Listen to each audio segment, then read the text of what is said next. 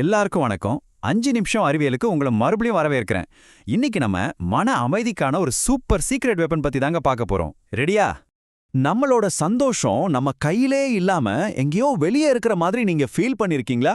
அதாவது social media லைக்ஸை நம்பி, மத்தவங்க நம்மளை பத்தி என்ன சொல்றாங்கன்றத நம்பி ஒரு விஷயத்தை அடைய ஓடுறோம். அது கிடைச்ச உடனே அடுத்த இலக்கை நோக்கி ஓடுறோம்.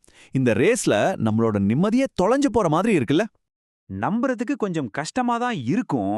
ஆனா நம்மளுடைய இந்த எல்லா பிரச்சனைகளுக்குமான தீர்வு ஒரு 2000 வருஷம் பழமையான கப்பல் விபத்துல ஒளிஞ்சிருக்கு. வாங்க அது என்ன கதைன்னு பார்க்கலாம். இது சீனோவோட கதை. அவர் ஒரு பயங்கர பணக்கார வியாபாரி. ஒரு நாள் கடல்ல போயிட்டு இருக்கும்போது ஒரு பெரிய புயல்ல மாட்டி அவரோட கப்பல், சரக்குன்னு எல்லாமே கடலுக்குள்ள மூழ்கிடுச்சு. நினைச்சு பாருங்க, ஒரே செகண்ட்ல அவரோட மொத்த உழைப்பும் போச்சு. இது முற்றிலும் அவரோட கட்டுப்பாட்டுல இல்லாத ஒரு விஷயம். ஆனா அந்த பெரிய இழப்பிலிருந்து தான் மன அமைதிக்கான ஒரு மிகப்பெரிய தத்துவம் பிறந்துச்சு. அப்போ ஸ்டோயிசிசம்னா என்ன? ரொம்ப ரொம்ப சிம்பிள். வெளியே நடக்கிற விஷயங்களை நம்மால மாத்தவே முடியாது. ஆனா அதுக்கு நம்ம எப்படி ரியாக்ட் பண்றோம் அப்படிங்கிறது 100% நம்ம கையில இருக்கு. ஒரு முக்கியமான விஷயம், இது நம்ம உணர்ச்சிகளை அடக்கிறத பத்தி கிடையாது. நம்மளோட கண்ணோட்டத்தை மாத்தி நம்ம மன அமைதியை நம்ம கண்ட்ரோல்குள்ள கொண்டு வரது பத்தினது. சரி, இந்த தத்துவத்தோட ரொம்ப முக்கியமான நம்ம வாழ்க்கையே மாத்தக்கூடிய ஒரு கருவி என்னன்னு இப்ப நம்ம பார்க்கலாமா? இதுக்கு பேரு தாங்க கட்டுப்பாட்டின் இருமை நிலை. இங்கிலீஷ்ல டைகாட்டமி ஆஃப் கண்ட்ரோல்னு சொல்லுவாங்க. சிம்பிளா சொல்லணும்னா, நம்ம வாழ்க்கையில ரெண்டு வகை விஷயங்கள் தான் இருக்கு. ஒன்னு நம்ம கண்ட்ரோல்ல சுத்தமா இல்லாதது. உதாரணத்துக்கு டிராஃபிக், மத்தவங்களோட மூடு, இல்ல இந்த யூடியூப் அல்காரிதம், இதெல்லாம் நம்ம கையில இல்ல. இன்னொன்னு முழுசா நம்ம கண்ட்ரோல்ல இருக்கிறது. நம்மளோட முயற்சி, நம்ம நேர்மை, நம்மளோட ரியாக்ஷன்ஸ். ஸ்டோயிக்குகள் என்ன சொல்றாங்கன்னா, கண்ட்ரோல் பண்ண முடியாத விஷயத்தை பத்தி கவலைப்படாதீங்க. உங்க கையில என்ன இருக்கோ அதுல மட்டும் உங்க முழு கவனத்தையும் போடுங்க. அவ்வளோதான் மேட்டர். இது கேட்க நல்லா இருக்கு. ஆனா நம்ம டெய்லி லைஃப்ல, உதாரணத்துக்கு ஆஃபீஸ்ல ஒரு பிரச்சனைனா இதை எப்படி யூஸ் பண்றது? வாங்க பார்க்கலாம். இப்போ ஒருத்தருக்கு ப்ரொமோஷன் கிடைக்கலன்னு வச்சுக்கலாம். ஒரு பதட்டமான மனநிலை என்ன யோசிக்கும்? ஐயோ, நான் வேலைக்கு லாய்க்கில்ல போல, என் பாஸுக்கு என்னை பிடிக்கலன்னு சொல்லி தன்னைத்தானே வருத்துக்கும்.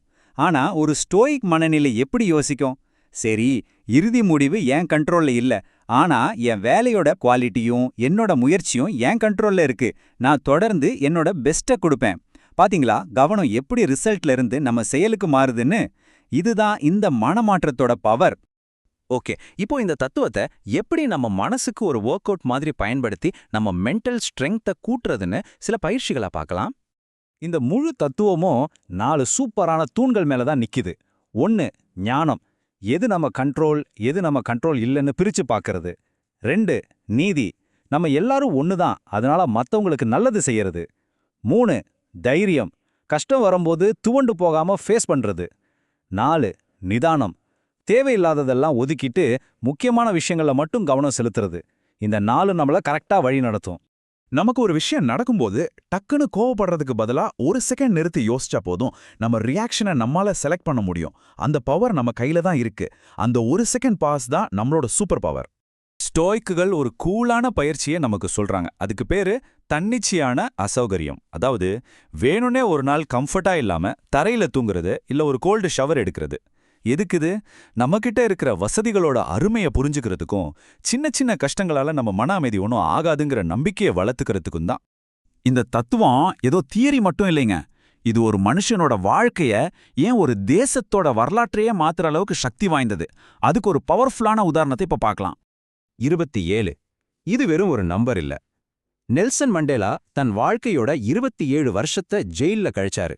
அந்த கொடுமைய ஒரு நிமிஷம் நினைச்சு பாருங்க. 27 வருஷம் கழிச்சு வெளியே வந்ததும் அவரை சிறையில தள்ளினவங்கள பழி வாங்குவாருன்னு தான் எல்லாரும் எதிர்பார்த்தாங்க. ஆனா அவர் என்ன செஞ்சார் தெரியுமா? தன்னால மாத்தவே முடியாத கடந்த காலத்தை பத்தி யோசிக்கல. அதுக்கு பதிலா தன்னால உருவாக்கக்கூடிய எதிர்காலத்துல கவனம் வச்சாரு. அந்த நாட்டை ஒன்னு சேர்க்கறதுலயும் சரி பண்றதுலயும் தன்னோட முழு சக்தியும் போட்டாரு. இதுதான் ஸ்டோயிசிசத்தின் ஒரு பக்கா ரியல் லைஃப் எக்ஸாம்பிள்.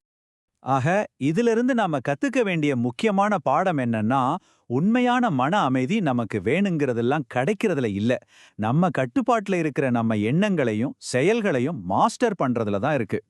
ఒక్క నిమిషం ఆలోచించండి. బయట జరిగేది ఏది మీ మన అమైతిని బాధించగలదు అంటే మీరు ఏమి సాధించగలరు? ఈ వివరణ మీకు నచ్చినట్లయితే ఆ లైక్ బటన్ నొక్కండి, నంబర్లతో పదించుకోండి, మరిన్ని విషయాల కోసం సబ్స్క్రైబ్ చేసుకోండి. మీ అభిప్రాయాలను క్రింద వ్యాఖ్యానించండి. రేపు ఇదే సమయంలో కలుద్దాం.